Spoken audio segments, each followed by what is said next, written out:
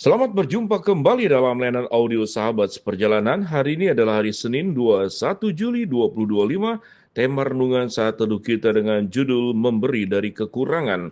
Firman Tuhan terambil dalam 2 Korintus 8 ayat keempat sampai dengan kelima. Dengan kerelaan sendiri mereka meminta dan mendesak kami supaya mereka juga beroleh kasih karunia untuk mengambil bagian dalam pelayanan kepada orang-orang kudus. Mereka memberikan lebih banyak daripada yang kami harapkan. Mereka memberikan diri mereka pertama-tama kepada Allah, kemudian karena kehendak Allah juga kepada kami. Mari kita berdoa. Bapa yang di dalam surga, kami ingin belajar pemahaman tentang pelayanan kasih dari sudut terang kebenaran firman Allah. Di dalam nama Tuhan Yesus kami berdoa. Amin.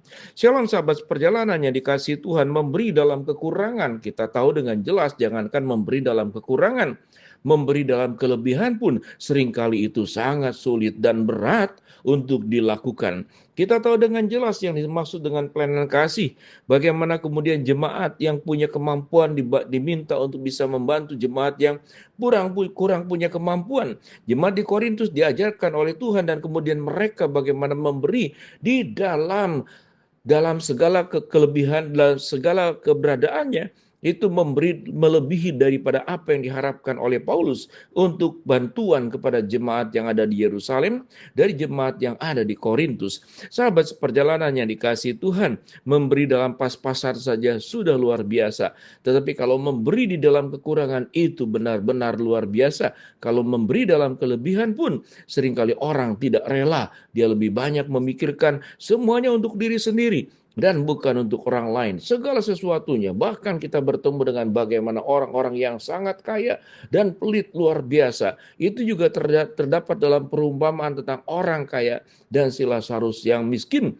Tidak berbagi makanan, karena itu buktinya pada perumpamaan itu. Karena si orang miskin itu makan dari remah-remah yang jatuh dari meja orang kaya, lalu berebutan dengan anjing. Seakan-akan bahwa orang tersebut dengan anjing sama saja berjuang untuk mendapatkan remah-remah. Kalau kita gambarkan orang kaya sekalipun tidak ada gambaran, saat itu tidak ada media sosial, apakah orang kaya ini gemuk atau bagaimana? Saya yakin dia tentu lebih gemuk yang jelas daripada si orang miskin ini. Dan berebut dari sisa-sisa yang jatuh. Dan sisa-sisa yang jatuh itu bukan kebaikan, tapi memang makanan yang jatuh. Bukan kemudian disisihkan atau disisakan. Itu adalah bagian yang lain. Kita bertemu dengan orang yang kemudian bisa memberi dalam kekurangan. Dikatakan di dalam Alkitab bahwa mereka memberi melebihi apa yang aku harapkan, kata Paulus. Sahabat seperjalanan, lalu apa yang dimaksud dengan pelayanan kasih? Pelayanan kasih adalah dasar teologisnya adalah sebagaimana Kristus. Kristus memberi segala sesuatunya. Kalau kita katakan dia kan Allah, dia adalah maha kaya, dia punya segala-galanya. Maklum kalau dia bisa memberi, tetapi menjadi sesuatu yang berbeda. Memberi sampai mengosongkan diri bukan lagi kemudian dalam kekurangan. Jadi Yesus memberi sampai mengosongkan diri. Kalau mengosongkan berarti tidak ada yang tersisa di dalam diri Yesus untuk memberikan yang baik kepada siapa? Kepada manusia yang berdosa, kepada kita semua. Sehingga kalau memberi dalam kekurangan pun itu masih lebih rendah daripada orang yang memberi sampai kemudian mengosongkan segala-galanya sampai memberikan nyawanya untuk sahabat-sahabatnya, sampai rela untuk tersalib untuk setiap kita semua. Yesus itu memberi sampai mengosongkan dirinya. Sementara kita dalam kelebihan pun tidak mau memberi. Apalagi memberi dalam kekurangan. Kalau kita lihat pada ayat yang berikut dikatakan, maka sekarang sama seperti kamu kaya dalam segala sesuatu, dalam iman, dalam perkataan, dalam pengetahuan, dalam kesungguhan untuk membantu, dan dalam kasihmu terhadap kami, demikian juga hendaknya kamu kaya di dalam pelayanan kasih ini. Jadi artinya kalau kita lihat pada ayat yang ke-7, jemaat Korintus itu sudah terlatih memberi. Apa itu? Tidak hanya memberikan pelayanan kasih dalam bentuk bantuan-bantuan materi. Mereka itu dikatakan sudah kaya dalam segala sesuatu. Apa yang dimaksud dengan kaya di sini? Tidak ada catatan bahwa jemaat di Korintus itu kaya dalam harta, tetapi kaya dalam segala sesuatu, dalam iman, dalam perkataan, dalam pengetahuan, dalam kesungguhan membantu. Seorang yang sangat kaya sekalipun kalau tidak punya iman, tidak punya kesungguhan untuk membantu, tidak ada kerelaan untuk membantu, Bungkus nasi pun mungkin tidak akan diberikan, apalagi nasinya. Plastik yang membawa makanan lauk pauk pun tidak akan diberikan, apalagi isinya lauk dan pauk. Maka demikian kita melihat bahwa seseorang yang sudah disentuh oleh kasih Allah, dia akan memberi dalam kekurangan, apalagi di dalam kelebihan. Dia akan memberi semua yang terbaik untuk kemuliaan Allah. Pelayanan memberi, pelayanan kasih dan pelayanan memberi itu sesuatu yang sudah terbiasa. Kalau sesuatu yang tidak biasa akan sangat berat. Tapi kalau sudah dibiasakan sama dengan orang memberi perpuluhan, pertama kali pasti luar biasa beratnya. Ketidakrelaan. Ada uang yang keluar dari pribadi kita buat orang lain, buat pekerjaan Tuhan, buat gereja. Tetapi kalau sudah biasa, sudah terbiasa, sama dengan orang yang latihan beban di gym. Mungkin pertama cuma angkat 10 kilo, tapi karena sudah terbiasa, lama-lama 100 kilo terasa 10 kilo. Mungkin seperti demikian. Kita melihat kalau mereka yang sudah terlatih itu angkat yang berat juga, itu biasa-biasa saja. Tetapi yang tidak terlatih, mengangkat yang ringan pun menjadi sangat berat untuk dia sendiri. Ini berbicara tentang kebiasaan.